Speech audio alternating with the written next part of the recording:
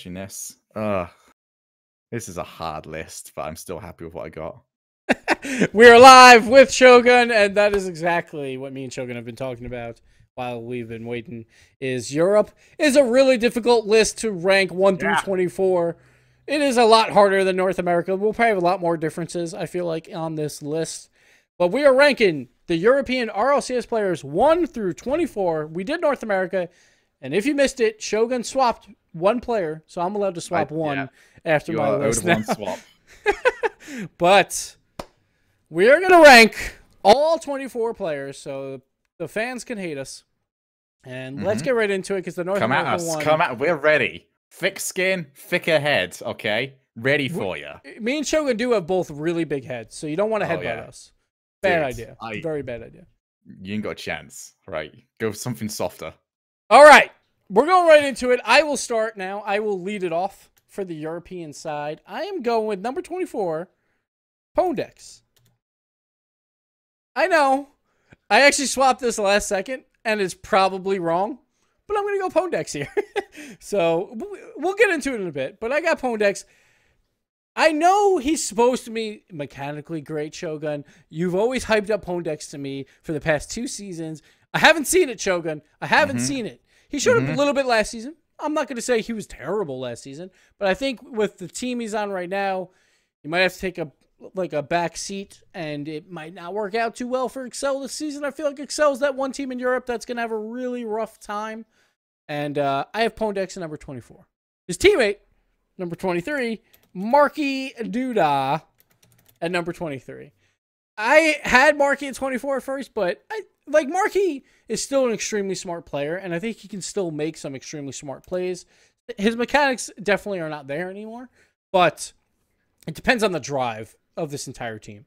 And they brought Machi in, probably not the best person to bring in to make them have some drive again, but maybe it worked. Who knows? Maybe they're ready. I was talking to Marky actually at DreamHack, and he's like, hey, we've been putting in the work. It's not been going great yet, but we're hoping by the time RLCS happens, we will be a better team.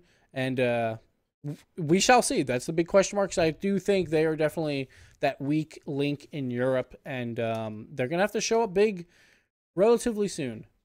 Next up, now this one's... I don't know. You see, it's automatic, isn't it? It's the automatic regret of whatever you say. I'm changing. Go on, Gibbs. Look at who you have at number 22. See who you can switch out with. Oh, wait, no, that person you not a good pick.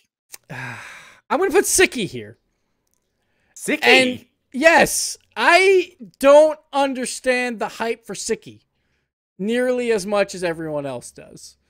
And I know everyone else, yeah, sure, he had 3 different teams, yada, yada, yada, going to the LAN. He has some great mechanical plays at times. I just don't know where to put him, man. Everyone's so good in Europe. That's the problem to me. His third man role. You started at this point a little bit too offensive there, Gibbs, and should have went on the defensive immediately. I know. It's so hard. I'm going to put Sicky down here just because, he's that third man on Fnatic most of the time. And sometimes he gets overshadowed by his teammates.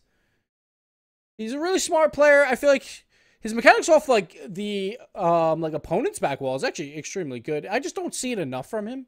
I feel like he's one of those players where I want to see him more do stuff like that, but it just seems to come out once a series, if that. And then besides that, he's relatively quiet. And then of course he's a third man, so when there's a bad defensive play, he's gonna get the blame generally. It's just the way it is. I didn't know where to put him. I actually had him up an extra spot, but whatever. We're going to keep him there. Next up, I have Freaky. Another 2-eye. Well, he only has 1 eye, right, in his name. And Sicky has 2 eyes. I don't even know anymore. He has 2 eyes. Well, 3 eyes technically, but all right. Freaky, I have at number 21. He's definitely the 3rd best on their team. There is no doubt with team vitality. At times he shows up, but a lot of times he's relatively quiet, and it is the Fairy Peak and Pashy show, in my opinion. Freaky is just he also has a lot of confidence issues, which could plague that team, and I hope he can sort that out. But that's where I have Freaky. Next up, Devo at number 20. Devo can be the best player, can be the worst player. It just depends on the support around him. Generally, he's one of those players that we've talked about, 0 to 100 boost, and as quickly 100 to 0 boost. The thing is, lately, when he goes 100 to 0 boost, he's just not making anything happen with the ball as much. He's pretty decent on the defensive side. Like, if he's a goaltender, like if he's in net, he can make some incredible saves. But the problem is he has to do that way too much right now on Envy, and it doesn't necessarily result in anything positive for the team. So I have Devo down here. It's a big question mark because I think iIgnite could spark this team. I think iIgnite is one of those players that could have a really good season. And Devo might have to take a back foot where he has to play more defensively. And I honestly think that might work out really well for this team. If he does kind of chill back and doesn't use all that boost and allows his teammates to grab the boost on the other side. But that's what I have. And I just want to see what your list is because this should be interesting. Okay. That's what I have. It should be. We're automatically going to vary wildly. Good. So is it 24 to 21 that you want or 24 to 20? 24 through 20. Okay, so it's number 24. I can't believe we've agreed on this one, Gibbs. Pondex. Oh, really? We did? Wow. Yeah. I thought you might have him higher because you've always hyped him every season. After what I've seen at Gfinity, Okay. it is hard to make a case right now for Pondex. He was definitely the second best player on his team last season when they had a really strong and solid RLCS season. That's the reason why Niels Cook will be higher than him on this list. But they were both poor at Gfinity for an entire season. It's impossible for me to make a good case for Pondex right now, and I really want to. Okay. Number 23, Devo. That one was going around in my head for a second there. Okay. Devo is a player that requires a team around him for him to really push what he can do. And because that team has not been around him, he has not been able to do much of anything. And whenever he tries to, it's pretty much flopped. He hasn't got the same drive that he used to have. He doesn't seem anywhere near as hungry as he used to be. And for that reason, there's no reason for me to put him any higher. So it's funny. I had him. He wants to push it. Yeah, exactly. Like I had him at 22, and then I decided to bump him up to at the last second. That's going to come down to that drive. It seems like a lot of Envy's been a little bit lazy or lackadaisical, but I think like Remco sees something at least in Devo because they did bench Greasy, and I am going to give Devo, or at least Remco. I think Remco's a very intelligent player, so I am bumping up Devo because Remco wanted to keep Devo, if that makes sense. He sees something in Devo, so there must be something there. That's why I'm keeping him up a little bit higher. Okay. So number 22, Machi Duda. It's been a downward slope for him for a very long time, and this is going to be a theme of sort of the bottom of my list here of somewhat harping on Excel. Because he's come back over to them. He's been, moved away from that stalwart team of Flipside after so long together. And yes, I believe he is putting in that work. He is treating himself a lot better, not only in terms of in-game practice, but with everyday lifestyle. But if they are waiting for results, my goodness, are they waiting a long time for them? Because I'm looking at their recent results. It's not pretty.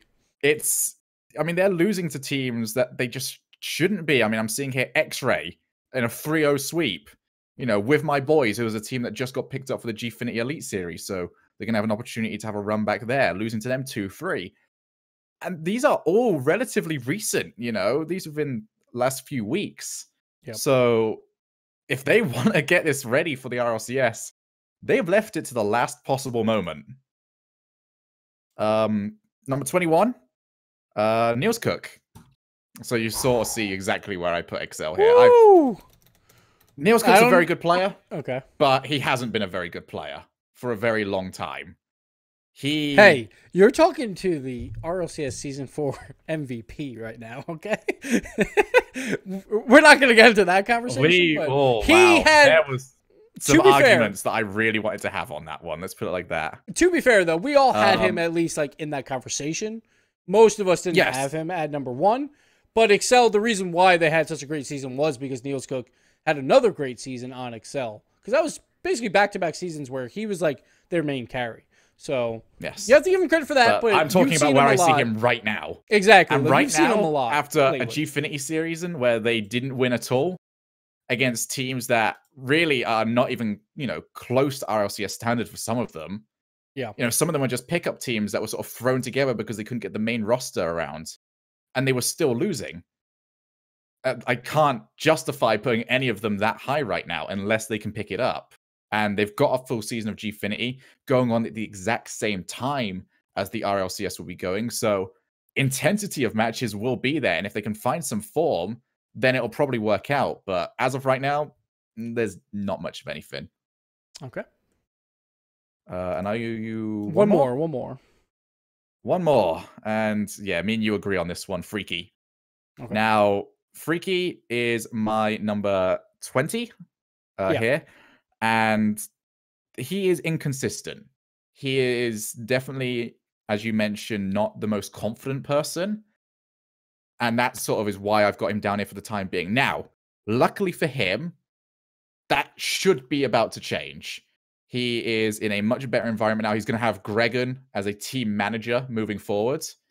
They're going to be over on the Saturdays doing Gfinity, which probably means that they're going to not necessarily fly back on the same day. So I assume they're going to have somewhere else they can go and play. I would hope, RLCS right? games, which means yeah. So that means that he's basically going to be able to bring himself out of that negative environment that he's been stuck in for so long, and be able to put himself down with his teammates and with their team manager, and work towards getting better. So that inconsistency should go. That lack of confidence should go.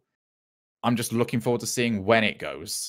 Yeah, I think that's a big question of what does Vitality do on those weekends? Because they want to play in Gfinity, but you don't want to travel back and then be like, all right, we got to play on Sunday. There will probably be a house involved. I'm hoping because like obviously the RLCS is a huge deal, and that's where they really want to worry about it. So you would think they would have a house just for that reason alone. Yeah. But that's going to be a big question mark to see how they can bounce back. Like, oh, we're playing in a live environment. Now we're playing like together next to each other, which again will help Freaky out. But I wonder if that might actually hurt them. Like, oh, now we're not playing in front of a crowd. It might not feel like it matters as much, like even though it does. So that could be interesting to see how they play. Well, they're going to have, Gregan over their shoulder, sort of just going, do this and this and this. So I'm hoping. Shut up, Gregan. I'm hoping he doesn't. No one wants to see your tabletop tactics, Gregan. No. I'll throw a Hot Wheels car at his head. Don't you worry. But yeah, I think. Okay. Yeah, Freaky is deserving of the position I've put him in. I also see him being much higher. Say in 6 months' time when we go to do this again. Like Freaky is one of those players. I think one of the main concerns for him is if this team continues to do decently well and he continues to have like mediocre performances, it could snowball where he's like, oh shit, like I'm that third player. They only need 2/3 for next season.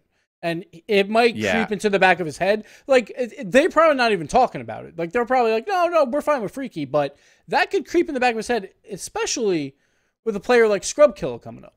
Now Scrubkilla not playing threes that much right now, but if he does get into form where people think he's a really good threes player, I could easily see that happening. But again, I don't think Freaky has to worry about that. Like if he has a good season, he's perfectly fine.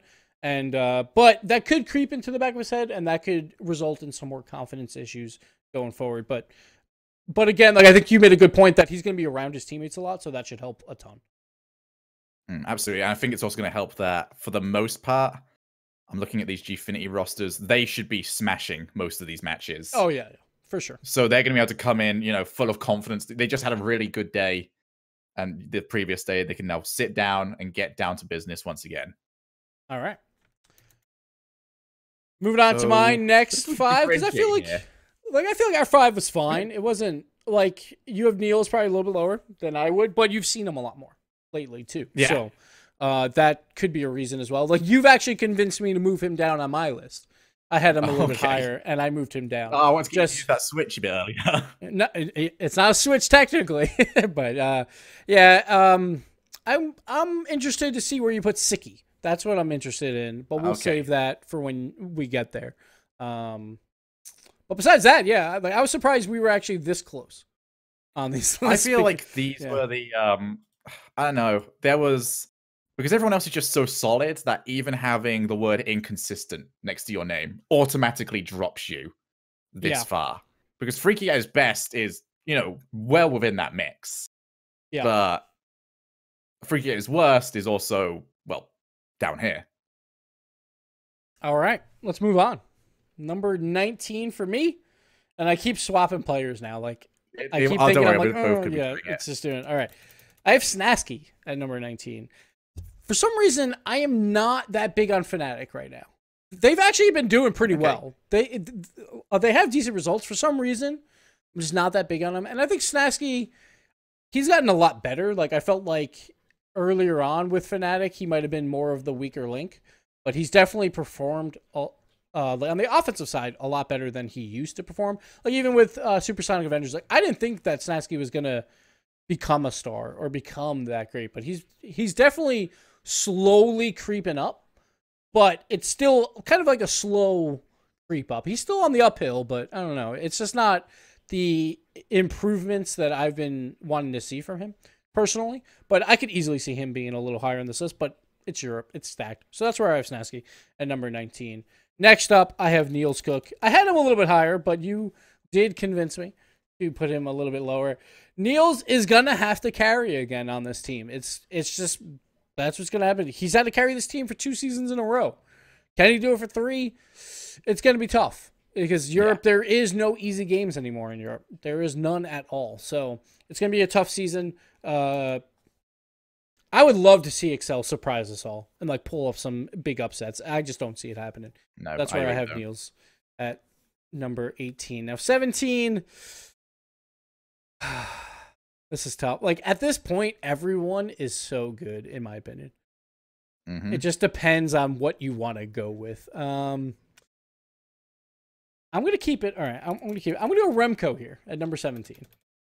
Remco had a bad season last season. There's no doubt about that. I still think there is room for him to become a lot better of a player again and pick up his team and lead them to another solid performance, maybe a world championship run. But he had to make a really bold move. He had to bench Greasy Meister and pick up iIgnite, a person that he blasted on Twitter just like 2 months before that. So that's a big move for a leader, and he knows what his team needs. And he has led them to 1 world championship. I think he is a good leader, but we'll see. Like, I think this season determines how good of a leader Remco is, because we've seen him lead up to a world championship, like with the sub and all that stuff. But then just have a miserable season. Like, they pick up Greasy, and that was like obviously a bad move or something happened, and they were all playing terrible. It was not just one of them playing bad. They were all playing bad. So we'll see. Like, this is a big question mark season, I think, for Remco. But I have him at number 17 right now. He could easily move up. He could easily move down as well. But that's where I have him. Next up, I have Yukio, the new guy for Flipside Tactics. Yukio is one of those players. He's an extremely strong player. The only keyboard and mouse, which is going to be fun because we'll say that every freaking show. It's going to be so annoying, Shogun. Me and Gibbs will try and rein it in. Okay. It's going to be so annoying. We're like, yeah, keyboard and mouse. Great. Hold up a keyboard and mouse. Yeah, it's fine. And then everyone's like, yeah, see, like, controller's not as good. It's one guy, guys. Calm down. Calm yourself. Anyway, Yukio, I want to see him when he has to play top caliber team after top caliber team after top caliber team and see if he can hold up. I believe he can, but it's going to be tough. It's going to be a weird season for him. His 2 teammates are both extremely talented and can make him look even better than he probably is already, and he can easily move up this list, but I'm going to say that for every single European player because that's just the way it is. I have Yukio at number 16. I think that's all I have to give you, right? Yep, 16. Yep. So that's my list. So up to 6. So we're doing 4 here, are we? 19, 18, 17, 16. Yeah, sure. Why not? Do 4 here, and then we'll end with 5. That way, we can end with 5. Right, it's number 19. I am going Remco. All right. A little bit lower than where you got him. But as you'll sort of notice here, that I'm sort of finished tearing through Excel. So I've now you got to tear through Envy. Yeah, pretty much. Okay. What can we really say about that? Last season was abysmal. It really was. It was terrible. If they had stronger opponents potentially in the rival series, there was a strong possibility they could have gone down. But the rival series last season was very much dominated by one team. If they do not get the results that they need out of that team, it is entirely possible they go down. Like that is, it's right there. The It's realism so weird, of it is though, right there. because they still have so much potential, I feel like, because they showed it against PSG at the very end of the season. Like, oh, they can play well when they need to at times, but they just didn't show it enough. They do, but then we look at their more recent results and you just go, okay, Ting, wow, that was ugly. You know, you look at DreamHack out to London Esports. Oh, yeah, that was bad. But Ting, they did have okay results. They lost to RLCS teams, but yes, they made it to the semis, I think, and stuff. But yeah, sure. Is that it's a team that we haven't seen enough from, and then they've just gone completely silent. Yeah. We haven't seen anything from them in so long. To be fair, I'm looking now, and I'm trying to find ways to get something positive from this. They beat Gale Force twice the week before DreamHack. I don't know what that says, but they did do that. And one of those was a team result, so they have the potential. They have that haymaker potential to beat anyone, but they just don't show it enough. But yeah, okay. I believe Remco is he's the only player not signed down for Gfinity. So he's honestly, the only one that's not on their roster at all. That's not really a problem.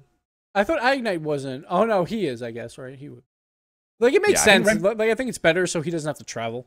Yeah, I think Remco gets to stick as the only person in Gfinity of 100% win record. So that's at least good for him. There you go. He's doing better than Devo on that front, who I believe lost his only trip. But yeah, I've got him down at number 19. Cool. Number 18 is going to be Yukio. Okay. Actually, no, I'm going to switch that one. 18 is Ignite, so you sort of figure out where I'm going next one anyway. Okay. Ignite is an incredibly strong player. He's got an incredibly strong personality. It's the personality type that Envy sorely need this season because he is not going to take any crap at all. Maybe to a fault at points. I've seen him in interviews after Infused went out in Season 1, where he can sort of throw his teammates under the bus. But as of right now, if his teammates aren't doing the work, they need to be thrown under the bus. Yeah. So I see that as the best thing for them right now. Now, can he do that against this high level of team? Maybe. You know, if he gets double tap, he's hitting it, okay? Those of you that have not seen Ignite play before, he hits those double taps, and he'll hit them from anywhere on that backboard. It's just whether or not he's going to get the chance to. 17, Yukio. Yeah, the one chance I got to see of him at high level, and their teammate couldn't make it. So we've only seen him really play with Jesse, and that was obviously they formed that entire team around Jesse. So that wasn't. And to be fair, Jesse looked pretty good by the end of it. Yeah. He was playing well. They did very well with what they had, but at the same time, it's not fair to anybody for me to base anything upon those performances. So this is all based upon what else I've seen on Yukio. He is mechanically consistent, and he's probably going to end up being a holding player on this team, just because he's not going to make that many mistakes. He's going to allow Mystic and Cookseer to just go ahead and do whatever they want to do. And that's really what the flip side needs, is they need to unleash Cookseer more specifically. And we've already seen the nuts stuff that Mystic can do, where he basically ruined the replay system at one point. So Yukio is a question mark, but same as Ignite, I've got both my question marks roughly in the same spot of you're just below where I feel like is the ridiculous mayhem that me and Gibbs are going to get into. Now we're ready to launch you. We're just seeing where you can get. And number 16 for me, the player that is sort of like the bottom of my, okay, these guys are nuts list, Mystic. Yeah, you have this Sicky one high, huh? Damn. I do have Sicky higher than where right. you got him. That's fine. That's fine. I'm not going to justify this one too much because I want to see what questions you have on it. I think Mystic is a beast. Like, at times, like, he does have some questionable plays. Like, he still has those like inconsistencies at times, but he can score goals that most other players cannot score right now. And I think that is very important when defenses are starting to lock down in Europe, that it's going to be like, he's going to need to make those plays to make that happen. I am just surprised so far by this list that you haven't had Sicky or Snasky yet on this list. So that is something. So I guess you have Fnatic much higher than me, but yes, like Mystic, I actually really enjoy watching Mystic. I think he's a great player, but I could see it a little bit because of the inconsistency. But I'm surprised you have him next to Yukio. I think Mystic's a step above right now than his teammates, but it's not a bad list. Like I Ignite, I also I feel like he has to perform for Envy to have any chance. So I have him a little higher just because he has to. It's just the way it is. And then Remco, we basically agree on. You have him a little lower, and then Freaky, obviously. Or I'm sorry, that was the last part. But all right, it's not a bad list. But so far, there's one big thing going on here, and that's the Siki and Fnatic. Yeah, where are they on your list? And obviously, we know where they are on my list. So that's the big difference right now. We'll get into that as you hit them, and then you can make your points. I guess we'll just move on. We'll just move on to 15 to 11. All right, number 15. This could be a big argument with you. This could be a very You said this about Pony, so we ended up being the exact same. That's true, but this one could be it. All right, I have a lot. My finger on it 'cause I feel like I have a lot at number 15. So can I reveal something early? Sure. At number 15, I also have a lot. Oh, that's perfect because I wrote it on yours on accident. So okay, you can keep it there. Perfect. Okay. I thought we would be a little bit different on this. I thought you liked it a little bit more. Apparently, great minds, whatever they say about that. Okay. I'm surprised we're so close to that. All right, anyway. So I have a lot here. He is a player that needs Metsonoris and Magnus. Completely. His playstyle is completely different than any other player right now in the RLCS. And I feel like if he was swapped off that roster, he would have a really hard time finding a different team where he can make his playstyle work. He would have to change, obviously. And I think he could possibly change, but we haven't seen that much. His playstyle is just so weird that he just he's like, all right, I'm going to chill up the field and let my teammates do most of the work. And then I'll come in with that great weird shot off the ceiling or some weird redirect.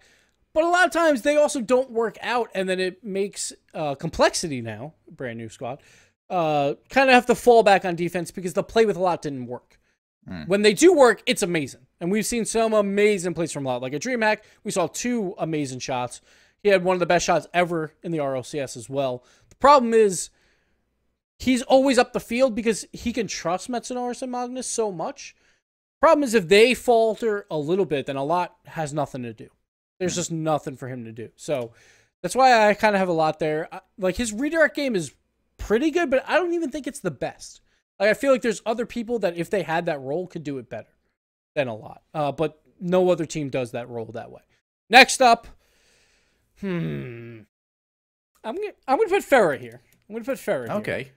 Farah is one of those players that I think is underrated, and probably even by myself. He doesn't get enough credit on this PSG squad. They just won DreamHack, and he plays extremely sound offensive play. He's normally on the offensive side of the field, generally, but he doesn't do anything flashy for the most part. He just scores the goals. It's like, oh, Bluey did something weird. It made the defense go out. I'm going to score a goal. He doesn't usually beat a lot of people on plays. We have seen him do it before, but generally, he doesn't like, all right, I have a 1v2 situation. I'm going to dribble around people. He's done it to flip side, but for the most part, we don't see those that often. He is a very clutch player, though. He always comes up big in those game deciders, very similar to Rizzo from G2. I like him a lot. I just can't put him any higher. Like I feel like his mechanics are not the greatest. I think that might be one of the reasons why the leftovers dropped him way back when, was just because his mechanics, he can't do some of those special goals. But luckily, he has Bluey on their team, so he doesn't really have to do those generally. So that's where I have Farah. Next up, I have Ignite, so a little bit higher than you. I just feel like if Envy is going to do anything, Ignite has to perform. Yeah. And he has that drive. Like, he's a new player coming into the RLCS. He has that drive to perform well. And I think a lot of these players, they've been here forever. They're starting to get a little lazy. And Ignite hopefully can drive Envy to play even better or get more practice time in. So I think Ignite could have a really good season here. And I think Envy needs him to have a really good season for them to have any chance. So that's why I have Ignite at number 13. Next up, I have my boy, Mystic. He says he's nuts. He is nuts. He's insane. Just a little bit too inconsistent for my taste. But he can score goals like no one else can. And I think with a lot, how I said, like, there's other players that can probably do that role better. Like I think Mystic is one of those players. Like if he could just stay upfield the whole time, he could probably pull off some insane stuff. His defense has been a little bit shaky during this offseason. The few times I've seen him, he'll be like the third man and he'll just kind of just like drive by the ball. It's kind of weird, but it's like it's the offseason, so I'm not gonna put too much onto that. But I think Mystic could have a really good season here, and I think Flipside has the potential to go to the World Championships, and that will be probably a big part due to how Mystic plays. I think he's that question mark of like, we think Yukio will probably be pretty good and consistent, and there's always Cucks, like he's going to be great. Mystic's one of those players that could go either way, and I think he has to be great as well for Flipside to make it to the World Championship. So that's where I have him. And then one more, I have Maestro at number 11. I fucking love Maestro, but this offseason has not been great to him from what I've seen. His shots have just been off in general, so I wonder exactly what type of form he is in going into this season. But if he is on, then Fnatic is a great team because they try and set him up a lot for shots. That's what Snasky does a lot. He tries for those like passes into the midfield to set up Maestro for the incredible shots. And if they do make it to the World Championship, Maestro is one of the best live players we've ever had. He's always performed extremely well. So we'll see if they can get there. I think it might be a kind of hard for them. They're probably a bubble team right now, I'd say, right in that 3 to 6 spot. But I think it depends a lot on Maestro. So I have Maestro at 11. His form hasn't been great in the offseason, so I have him a little lower than I think I normally would, but that's what I have. Okay. So we're actually going to come into this one with 2 agreements on spot. I like it. I like it. So obviously we already said this one. 15 is he is, as we would describe, as a broadcaster's dream. You know, our replay guy must love him because we look at him and just go, okay, just look at a lot. He's going to do all the really good things, but he's also going to make all of the really big mistakes. Yeah. And that's just sort of why he's stuck here. I mean, he had one of the most ridiculous series ever. I can't remember who they were playing against, but during DreamHack, me and Gregan were sat just going, he's the best player and the worst player on this pitch right now. It's incredible. He had like a deflection own goal and like 2 great deflections. Yeah. It was nuts. So room for consistency when it comes to a lot, and whether or not they're going to need to evolve his play style as they move. I mean, this is not going to last forever. That play style is not going to last forever. Yeah, I don't feel like it should last now. I agree. I think they had their opportunity to catch people out with it, and now it's time to sort of move him on and get him into doing something new. Number 14. Now you'll find out where I've got them. I've got Snasky here. Okay, all right. I've got him, you know, below Siki and below Maestro. I believe he is only just slightly the lesser on that team. Yeah, that's something I struggled with. Like, who do I put lower, Snasky or Siki? But yeah. Yeah, I mean that one's very, very close. I can definitely see where you come from on this argument of they get results, but I don't know why or how. You just sort of get to the end of the game and it's just like, oh, gee, they won 2-1. Okay. But that's probably why, though. It's just they are literally the fundamental team. There is nothing flashy. There is nothing. I mean, we're going to point to these guys as the ones we hate as broadcasters because they the boring games. I mean, I mean, it's not going to be a team where we can just go, oh, they've got this and this and this is their story and this is what they do all the time. It's just going to be like, well, yeah, they're solid. They're good. They know what they're doing. You know, gone are the days where they're sitting around 2 games down, coming back for the reverse sweep. They'll probably finish it 3-1 or 3-2. Yeah, solid, normal. There's not really too much to add on. Yep, Same thing when it comes to Siki. You know, I'll use the exact same argument. He's going to be the one I have down as number 13. All right. Positionally, very good. That used to be his standout quality, especially back in Season 3. Not as needed anymore. I think he needs to evolve the rest of his game to stay up and get back to where he was in the comparisons with the rest of his European rivals, but incredibly solid, does what he needs to do. Here's one we're going to probably... I'm waiting to see what your response to this one is. Okay. Number 12, Pashi. Okay. Oh, that was a... That's more... like, okay, yeah, it's sure. definitely understandable, for sure. Like, I don't have him much higher, so, okay. No, I think Pashi does his role.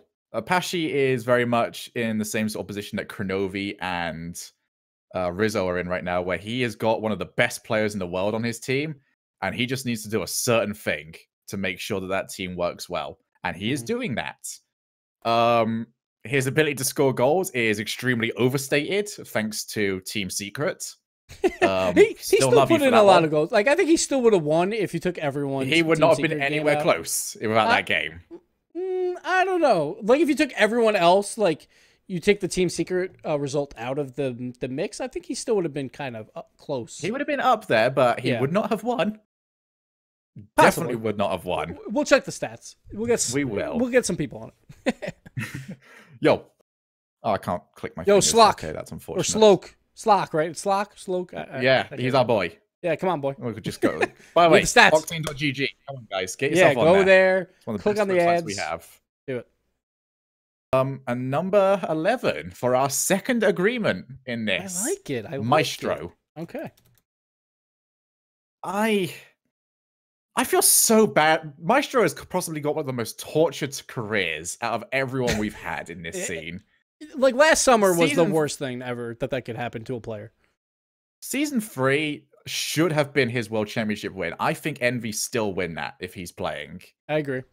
But obviously he wasn't able to do it. Turbo comes in, takes it over, and then, he gets bumped out for one reason or another, and then doesn't make it into Season 4.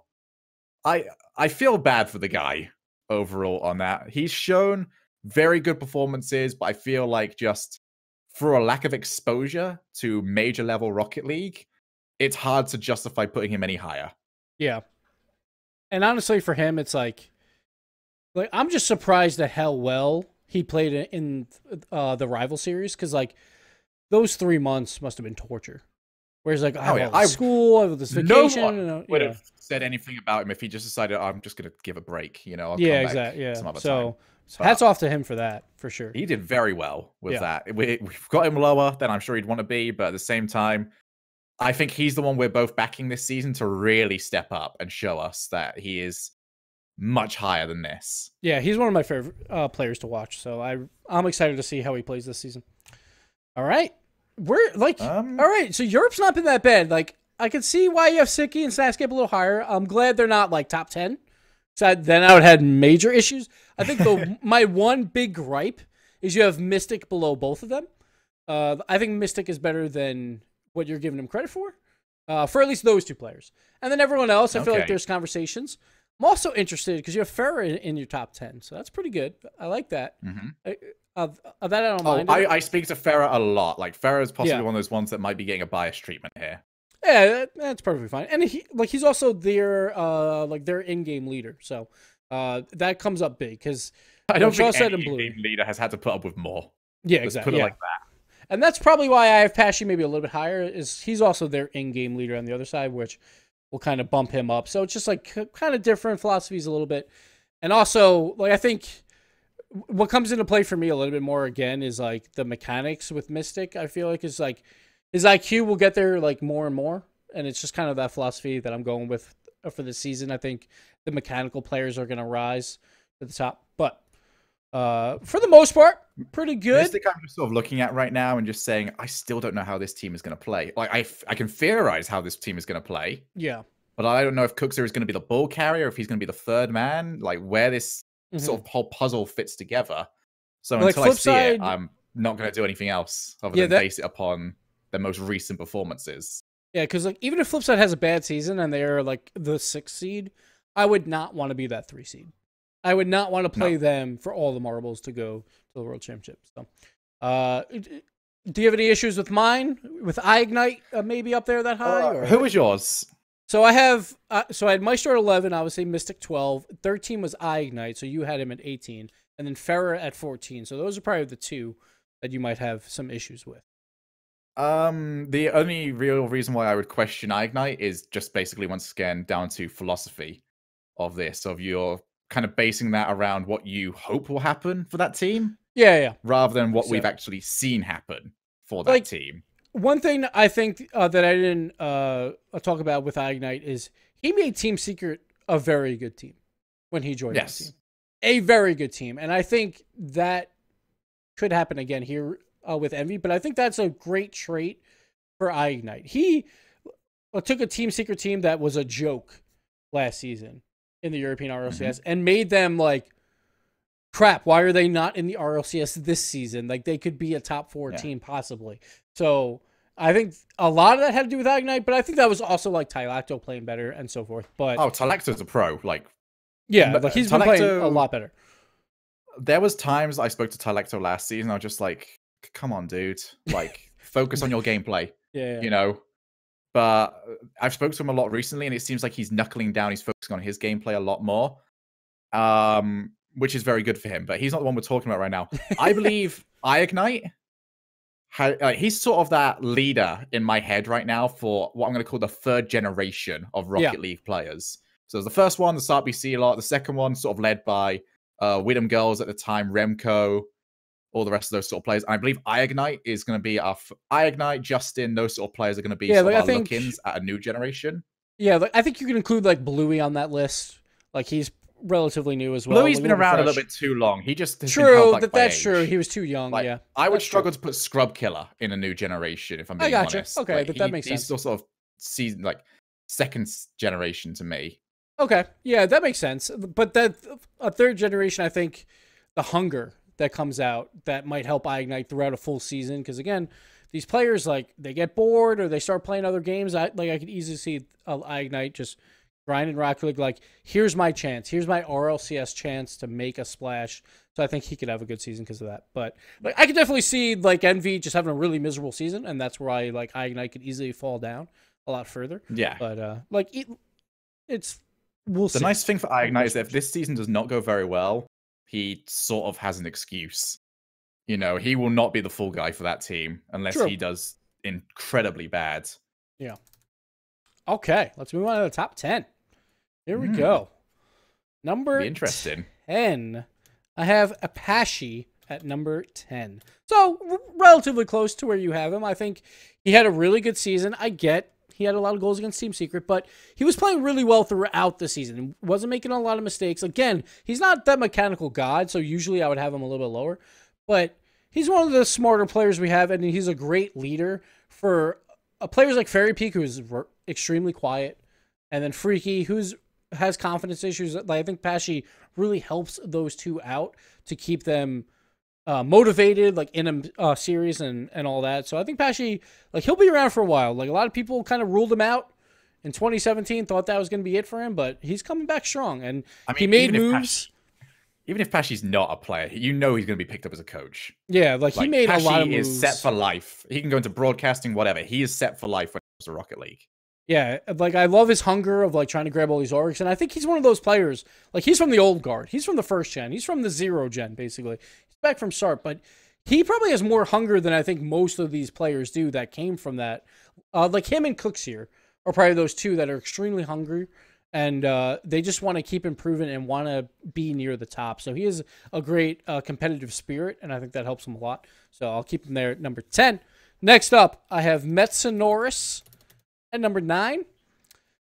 Metsanoris and Magnus are always very similar to me, and I think they're both just consistent. They don't, in my opinion, do anything incredibly flashy, but they don't necessarily need to. They're both great on the defensive side, and I'm just going to talk about them both now because I always mix them together. I always do.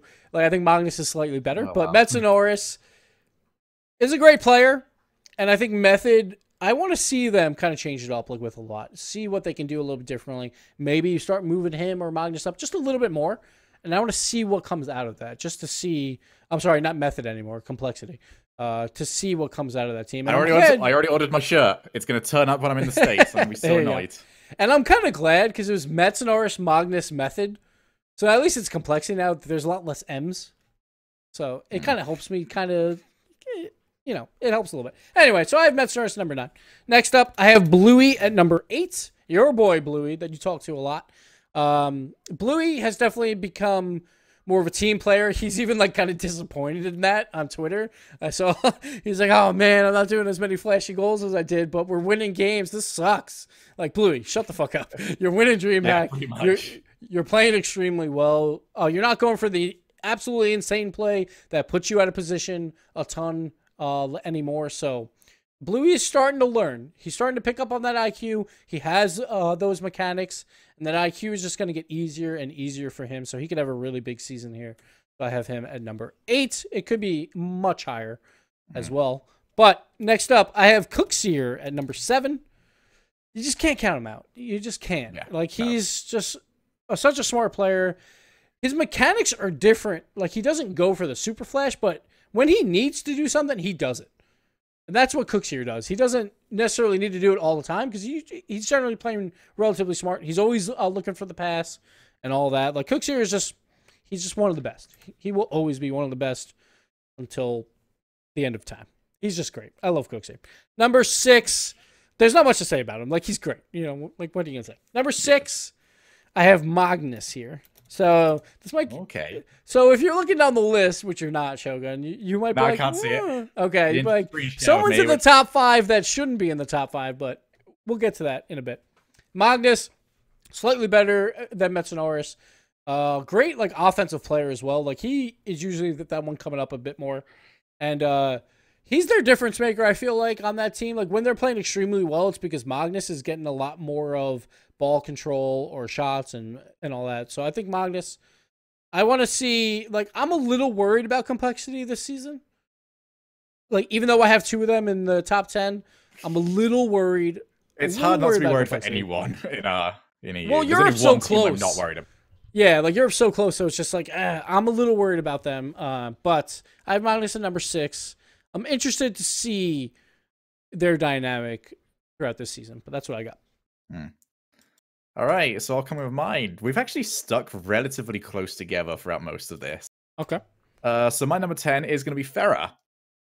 I speak to Farah a decent amount, not outside of tournaments. Whenever I get into tournaments, I just sort of want to catch up, see how he's doing with it.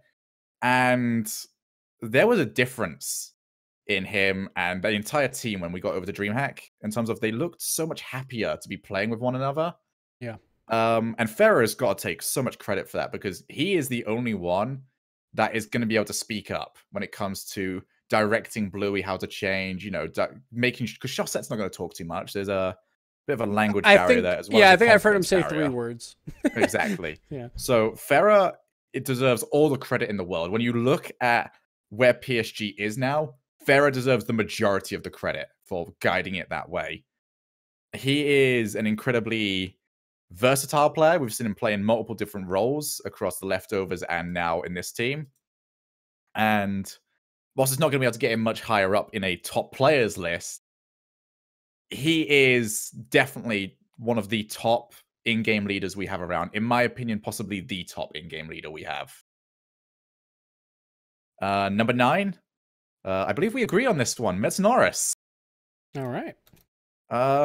Metza is probably so much better since he got rid of the top knot. But that's because I just don't like top knots. Now he has his hat, so he's good. He does. He's got a little spinner hat. See, that's merchandising right there. They're starting to get this. Starting to understand it. For a lot of people out there, because they are so close together, it can be very difficult to separate Metza and Magnus. But once you start getting to the nitty-gritty of it, there is a difference there. Mm-hmm. There is definitely someone that plays into the other, and it's Metsunoris that plays into Magnus. Not the other way around, usually. So Metza sort of gets bumped down because of that reasoning of he is very consistent, he is very solid. I'm going to try my hardest not to repeat that for every single player that we have remaining on this list. It's so hard. Like, for you... Everyone above him, I think, is a little bit better, you know? Yeah, for you with Fnatic, it's very similar to me with Complexity of, like, I just don't know how to talk about those two very well. Like, Metsunoris and Magnus, they're just consistent, and they're just solid, and it's the way it is. I mean, yeah. Metza is... I feel like he's actually the biggest outlier on that team. You know, when I look through, I can definitely pinpoint what I know Magnus is doing. I can definitely pinpoint what a lot is doing, but he's sort of in that Farah role for me of, okay, he needs to make sure everything else is running smoothly. Mm-hmm. And he does that, but that doesn't get him any higher, unfortunately. Number 8, Bluey. I believe we also agree on that one. Ooh, okay. All right. I like your list, Shogun. I like it. You like it? I like it. You start to agree now that I'm our European analyst? I'm just very excited because of one player, but we'll talk about it in a bit. Keep going. Okay. Bluey is so much better now as a player.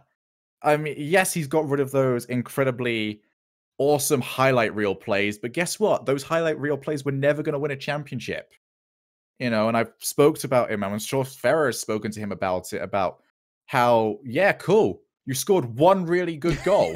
Unfortunately, you're not playing behind the ball, and therefore we've conceded 3 in an amount of time because you're putting me and Chaussette under way too much pressure. So Bluey has changed over. He is now a distributable. He is there to pick up that 100 boost as he used to do, but rather than going for goal, he's going to use that entire backboard to his advantage and set up one of his teammates. And it's worked so well because now he hasn't got to add in that extra step. Instead, he's just got one line to travel across the field. Don't bother about getting the ball into the net. Travel across the field, do some damage. And we've already seen against Cloud9 how nuts he can be on defense. It's just now that he's had this time to trust his teammates a little bit more that he's become so much better. Yep. Number 7. Oh, I'm gonna start hating all of this, aren't I? It's tough, man. It's tough. Cooksir. I've got 2 here that I'm bouncing between, but Cooksir is the one I'm putting at number 7. Oh, so again, we're the same here. All right. We are. We've got like 3 in a row, I believe that was. Yeah, that's a first. I've got one player definitely very much different to you who hasn't been mentioned yet, but I feel like we've got one player that no one was expecting to be as high, but he is that high. Yes, I love him, so we'll get into that in a bit.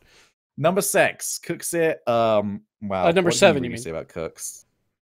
Yeah, number 7. Sorry, that's where he originally was on my list, but I've been switching things around. Yeah, he has always been absolutely ludicrous. I feel like DreamHack was, despite everything that went around it, there was never going to be a major team result with that one, but it gave him his opportunity to show everyone once again what he can do and how impressive he really is.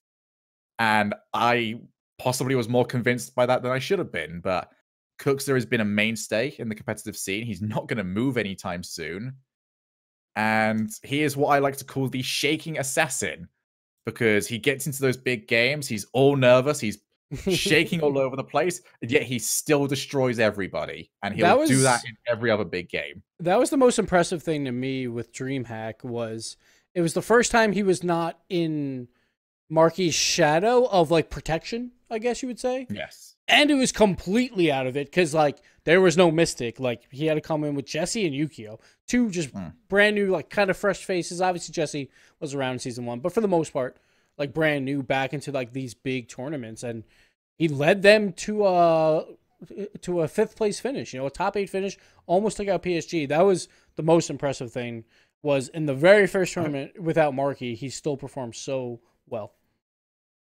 I think that was probably a really good thing for Cookster as well, because for him, we're not having that question. We used to have him as like, now we're saying in number 7, and we're still saying, yeah, but he's not on a decline though. We're not seeing him slide down all the time. That performance sort of said to us, okay, he could have a bad season. Heck, we could put him on an entirely new team and he'd be fine. He'd pick himself back up and still do well. So that is a very impressive trait for any player of any esport. And number 6, your eye's going to start twitching, considering one of the players I still haven't mentioned. Violent Panda. Okay. I thought you might have him here. My number 6.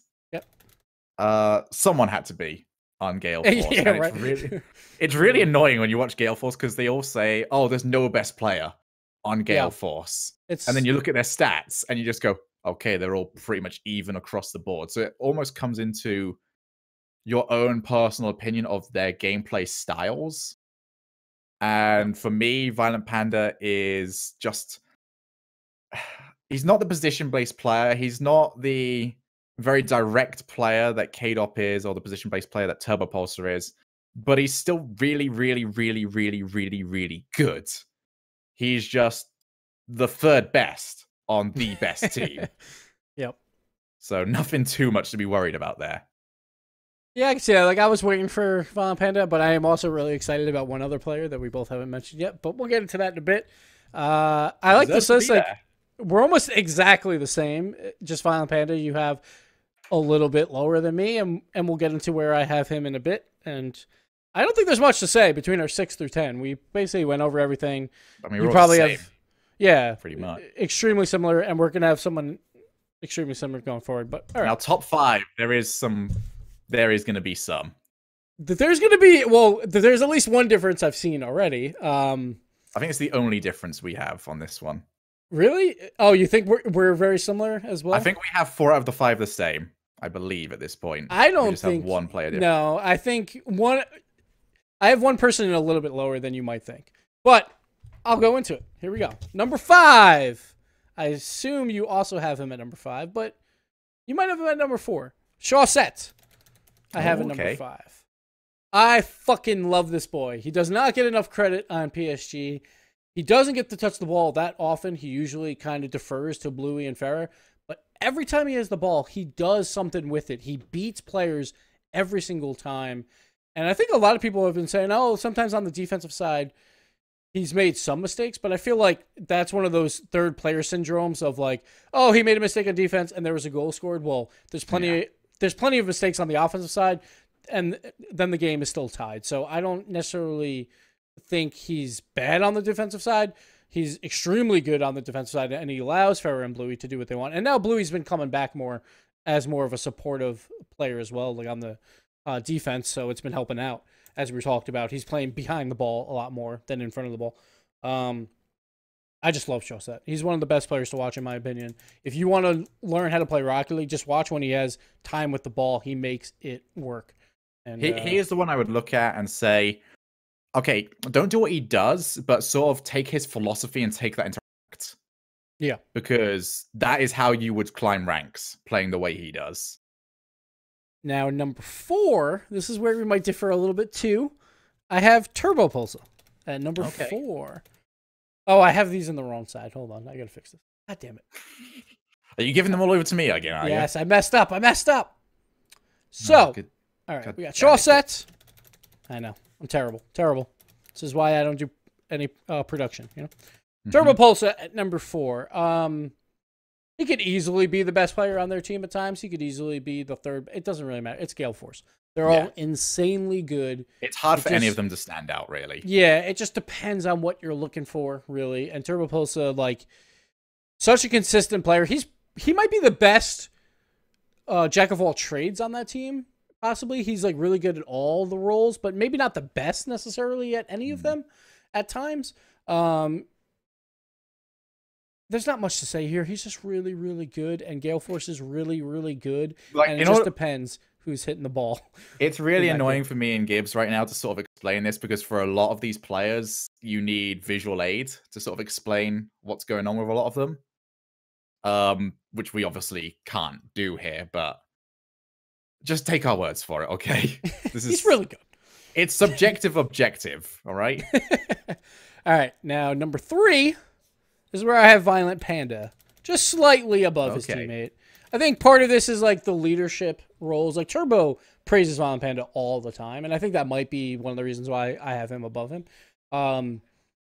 There's a couple things that I've seen from Violent Panda during the offseason. Like last season, I wasn't a huge fan of sometimes his ball control. He just kind of throws the ball away. I think he's a little bit more worried about his like 1v1 abilities or his dribble abilities, maybe a little bit. Hopefully he worked on that. But his plays where he goes off the wall and immediately goes for the double tap shot and the speed that he does it in, I haven't seen anyone do it as quick as he has during this offseason. I saw it, I think, twice during the Tain Open, or maybe once a DreamHack. I can't remember. But the speed he's coming off the wall to shoot that double tap in is probably the fastest right now in the game on those specific shots. And I think those are the type of shots that we're going to start needing as we go forward. Again, with Europe, it's a lot of the no-mistake defense of roles, and you have to start beating out these defenses. And he's probably their best passer on their team. He knows how to pass to K-Dop and Turbo. To be fair, he's passing to K-Dop and Turbo. They're both really freaking good. So sometimes his passes might be a little bit off the mark. Into the field. Okay, they are there probably. Exactly. So he might get a little bit more credit than he deserves at times with his passes, but he's definitely probably the best team player on the best team, which is why I have him at number 3.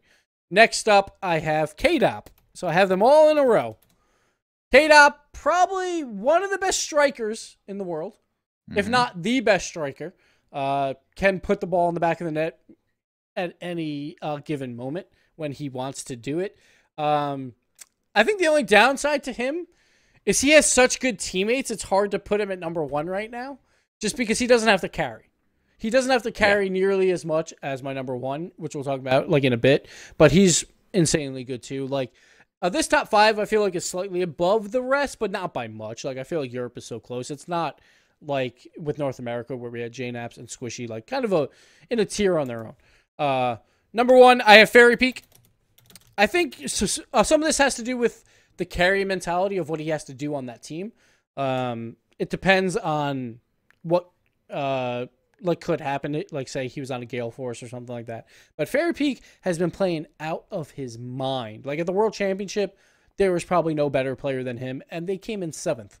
And like he can only carry so much. Like he was carrying them like crazy. Then they had a really good E-League run. He was playing extremely well there. He's just been on a tear recently, and I expect that to continue. My one a sad point is probably what could have been with Fairy Peak, K-Dop, and Mystic.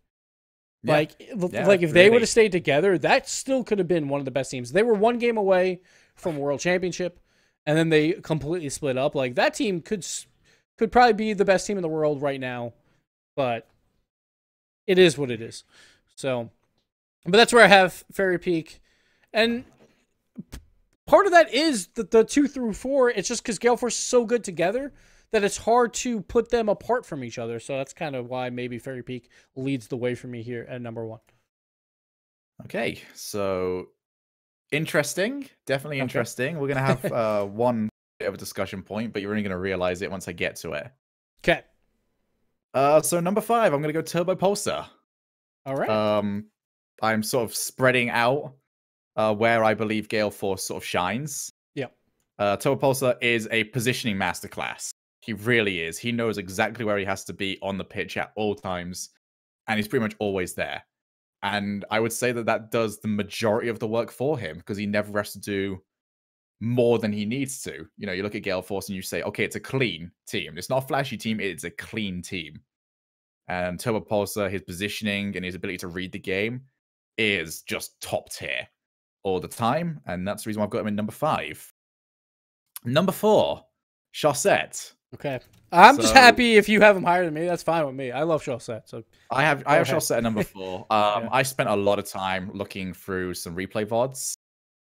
And every time I watched him, I just sat on his POV and I kept asking myself, could he be doing more here? And the answer was almost always no. You know, there's always that possibility. There's small little intrinsic things of, okay, I'm off the ball. I can, lose that little bit of boost to move over to here. But he doesn't. He knows exactly where the play is going to go. He knows how it's going to happen. He trusts both of his teammates to get it to work out.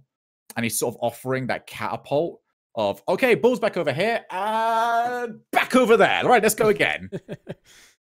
And it works incredibly well because not only he's an end-to-end player. He will get the ball over to Farah or Bluey, but he's automatically in position. He gets over there so quickly, using enough boost to not only get himself there, but also enough boost to react to whatever his teammates are doing and eventually get the ball into the net. He just is so consistent on a team that really needs consistency, especially when you've got Bluey there. And yes, Bluey is a much better player now, but Bluey's style of play also requires him to be very mechanically heavy. And sometimes you're just not feeling your mechanics.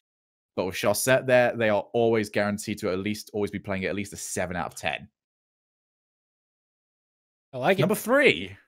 I don't know if you here's where we're going to disagree, basically. Is this where Fairy Peak comes in?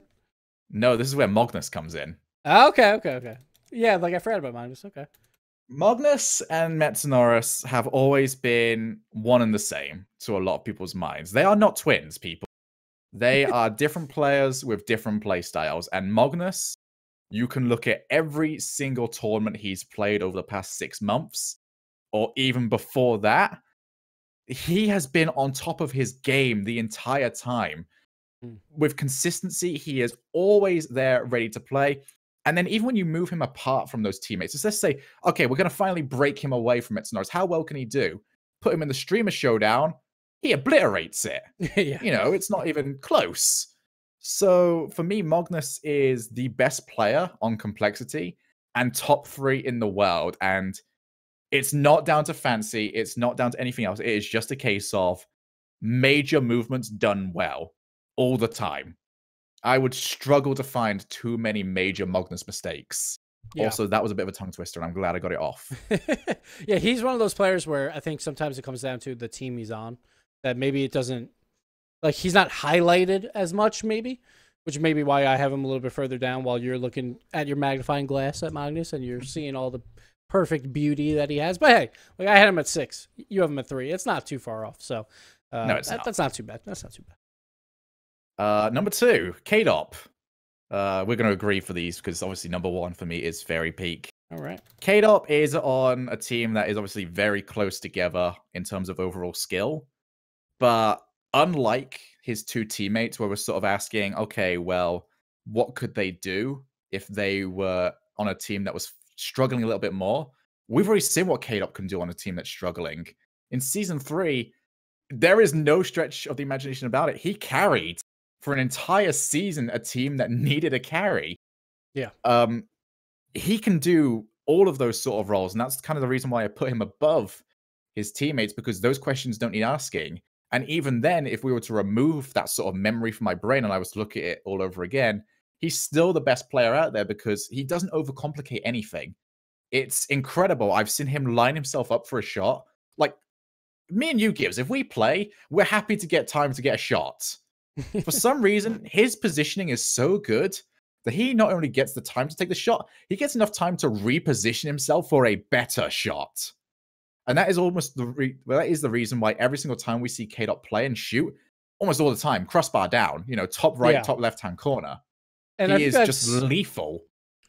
And that's a big trait of just Gale Force in general. Like you talk about Turbo in a very similar way. It's like they know how to play that ball possession game to give them time. I think that definitely magnifies their skills, but it's also because they're so good at it individually as well. So yeah. I can definitely see that for sure. K-Dop was my player of 2017, but not anymore because number 1 is Fairy Peak, who is the one that I wanted to put a quick video out just saying players to watch this year, and then automatically Fairy Peak started popping off, and I was just like, well, too late now. I'm just going to look like I'm bandwagoning on this one. Fairy... I was so critical of Fairy coming out of Season 3 because we saw how good he was at Gfinity 2's tournaments. He was pegged down to be one of the best around. I mean, you mentioned that, he was on a team with Violent Panda and Mystic, wasn't it? It was K-Dop and Mystic. K-Dop and Mystic, sorry. And there is a reason why that team dropped because he was playing awfully back in Season 3. He was stone dead towards the bottom. But last season, he started to really find his feet. And then as of E-League and DreamHack, oh my goodness, dude. It's just so good. How can you be that consistent all the time and hit the ball that solidly all the time? We talk about players like Bluey, and we talk about players that can carry the ball across the entire field. He does it, but he does it with much more powerful hits. It's just sort of balls here and son off. I'm going back over to you, Brennan. You'll deal with me. And yes, a case can be made that he is made to look stronger. But I feel like if Freaky, well, especially Freaky, maybe a little bit Pashy if he can bring up his game a little bit, but if Freaky can find confidence, when Freaky is confident, his link-up play with Fairy Peak only makes both of them look better. Yeah. So not only do I think he's the best right now in Europe, I think he can become by far the best right now in Europe. Yeah, there's definitely room for improvement on that team. For sure, and they started to show it at E-League at times, but then they had kind of a weak series versus a G2 in the playoffs. But they're a team to watch out for in Europe. Like no one was really talking about them throughout the season, and then they just got stronger right after the season. I feel like that team, as long as Freaky is somewhat confident, that team can go really far. But we will talk about that in the next video when we do the NA rankings and the Europe rankings of the teams. We'll go 1 through 8, and that'll be based on regional championship. So we'll do that. But Shogun, for these lists, there's not much different. I thought we would have a lot more different. I'm surprised. Yeah, we had some of the Fnatic different, obviously, but not much else. I know. I'm kind of surprised. Like, the Chaussette one is obviously the biggest surprise here. Yeah, I've always I loved believe in Chaussette, him, so I was but happy. at the same time, it's hard for him to get credit, especially when me and you work on the same sort of broadcast, and we hear a lot about how, oh god, look at this thing that Bluey did, and look at this thing that Bluey did, and that's not to downplay Bluey, but it's very easy for me to come into this and just go, okay, we're going to talk about Bluey, aren't we? Yeah, I'm glad we're on the same page there. That's why I know Shogun's the smartest RLCS guy. Smartest. Because he has Chaussette at number 4. No one else would have him that high on the RLCS broadcast. No one else would have Magnus that high either. But That's true. That's true. But yeah, for the most part, I think we were just more different, closer to the bottom, I guess. Not like necessarily in the bottom, but that middle tier, like 13 through 22, I guess. With I had Sicky and Snasky lower, and I had Ignite higher. That was probably the two. That's sort of the tier that is really hard to go in and rank, because you know who you think's the best, and you sort of know who you think's towards the bottom. But the mid is just like, okay, but why? Like, what are the pieces that are working? What are the pieces that aren't? All right. That's going to do it. Another really long episode. I was hoping that we would have got shorter after North America. You're getting that ad revenue here, Gibbs. Well, there's no ads in the middle, so I don't think that matters, but whatever. Thank you guys for watching. We'll be back. If you made it through the whole thing, then you're going to be in our top 5 next year. That works. But we'll be back with the Europe and the North American rankings in one video, because that should be a little bit shorter, because we've talked about these players way too much. So we'll see you in a bit. Later, guys.